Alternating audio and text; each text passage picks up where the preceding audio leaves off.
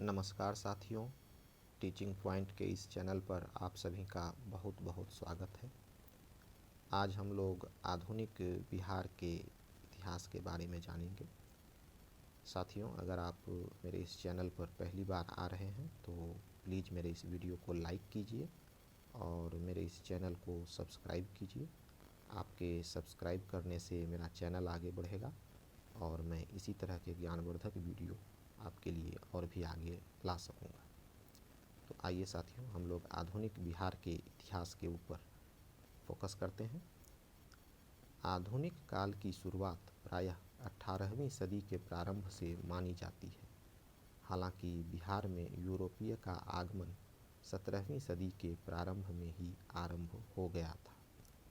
1711 ईस्वी में डचों ने मुगल सम्राट जहांदार शाह से बंगाल एवं बिहार में व्यापार हेतु कुछ रियायतें प्राप्त कीं। अलीवर्दी खां 1732 ईस्वी में बिहार का नायब नाजिम तथा 1740 ईस्वी में बंगाल का नवाब बना।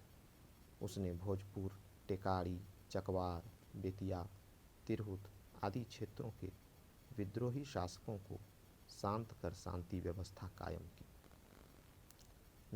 बंगाल के नवाब अलीवर्दी खान ने 1750 ईस्वी में सिराजुद्दौला को अपना उत्तराधिकारी बनाया, मनोनीत किया।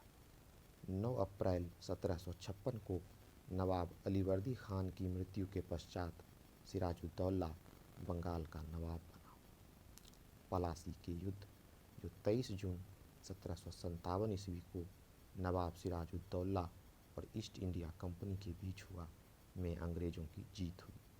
यहाँ एक ध्यान देने वाली बात है साथियों, इस पॉइंट को नोट करना है कि पलासी का युद्ध 23 जून 1757 ईस्वी को नवाब सिराजुद्दौला और ईस्ट इंडिया कंपनी के बीच हुआ, जिसमें अंग्रेज़ों की जीत हुई। अंग्रेज़ों ने मीर जाफ़र को बंगाल का नवाब बनाया और उसके पुत्र मीरन को बिहार का उपराज्य नवाब बनाया गया, परंतु बिहार की वास्तविक सत्ता राजा राम नारायण के हाथों में बनी रही। मुगल सम्राट अली गौहर अपने को बिहार, बंगाल एवं उड़ीसा का अधिपति मानता था। पलासी के युद्ध के पश्चात बंगाल की राजनीतिक अस्त व्यस्तता को देखते हुए उसने बिहार पर आक्रमण किया, जिसमें उसकी पराजय हुई। 1760 में अली गौहर, जिसने अब शाह आलम द्वितीय की उपाधि धारण कर ली थी, ने बिहार पर आक्रमण किया, परंतु धन एवं साधन के अभाव में उसका यह अभियान भी बेकार साबित हुआ। 1760 ईस्वी में मीर कासिम अंग्रेज़ों की सहायता से बंगाल का नवाब बना। बक्सर का युद्ध, अंग्रेज़ों ने मीर कासिम के स्वच्छंद आचरण को देखकर उसे नवाब पद से हटाने का निर्णय किया। मीर कासिम भागकर पहले पटना आया और फिर लखनऊ जाकर नवाब शुजाउद्दौला से सहायता मांगी। उन दिनों मुगल सम्राट शाह आलम द्वितीय भी अवध में ही उपस्थित था। मीर कासिम ने अवध के नवाब शुजाउद्दौला एवं मुगल सम्राट शाह आलम द्वितीय के साथ मिलकर अंग्रेज़ों के खिलाफ एक गुट का निर्माण कर अंग्रेज़ों के विरुद्ध युद्ध यानी बक्सर के युद्ध में भाग लिया। ध्यान देने योग्य बात है, मीर कासिम अवध के नवाब शुजाउद्दौला और मुगल सम्राट शाह आलम द्वितीय के साथ मिलकर अंग्रेज़ों के खिलाफ एक गुट का निर्माण कर अंग्रेज़ों के विरुद्ध युद्ध बक्सर का युद्ध में भाग लिया। परंतु 22 अक्टूबर 1764 ईस्वी में सर हेक्टर मुनरो के नेतृत्व में अंग्रेज़ों की सेना ने उन्हें पराजित कर दिया। बक्सर युद्ध के पश्चात बिहार प्रशासन मिर्ज़ा मोहम्मद कासिम खां के द्वारा बिहार के डिप्टी गवर्नर धीरज नारायण यानी राजा राम नारायण का भाई के सहयोग से चलाया जा रहा था।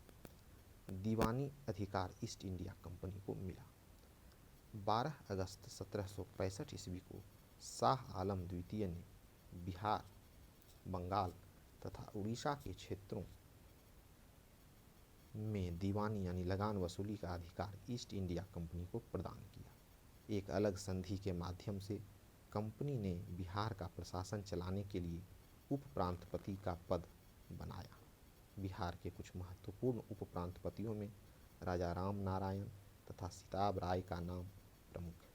तो साथियों, हमने आधुनिक बिहार के इतिहास के एक भाग का अध्ययन किया। हम इसका एक बार रिवीजन कर लेते हैं। आधुनिक काल की शुरुआत प्रायः 18वीं सदी के प्रारंभ से मानी जाती है। हालांकि बिहार में यूरोपियों का आगमन 17वीं सदी के प्रारंभ से ही आरंभ हो गया था। 1711 ईस्वी में डचों ने मुगल सम्राट जहांदार शाह से बिहार एवं बंगाल में व्यापार हेतु कुछ रियायतें प्राप्त की। अलीवर्दी खान 1732 ईस्वी में बिहार का नायब नाजिम तथा 1740 ईस्वी में बंगाल का नवाब बना। उसने भोजपुर, टेकारी, चकवार, बेतिया, तिरहुत आदि क्षेत्रों के विद्रोही शासकों को शांत कर शांति व्यवस्था कायम की। बंगाल के नवाब अलीवर्दी खान ने 1750 ईस्वी में सिराजुद्दौला को अपना उत्तराधिकारी मनोनीत किया। 9 अप्रैल 1756 को नवाब अलीवर्दी खान की मृत्यु के पश्चात सिराजुद्दौला बंगाल का नवाब बना। प्लासी के युद्ध, जो 23 जून 1757 ईस्वी को नवाब सिराजुद्दौला और ईस्ट इंडिया कंपनी के बीच हुआ, में अंग्रेजों की जीत हुई। अंग्रेजों ने मीर जाफर को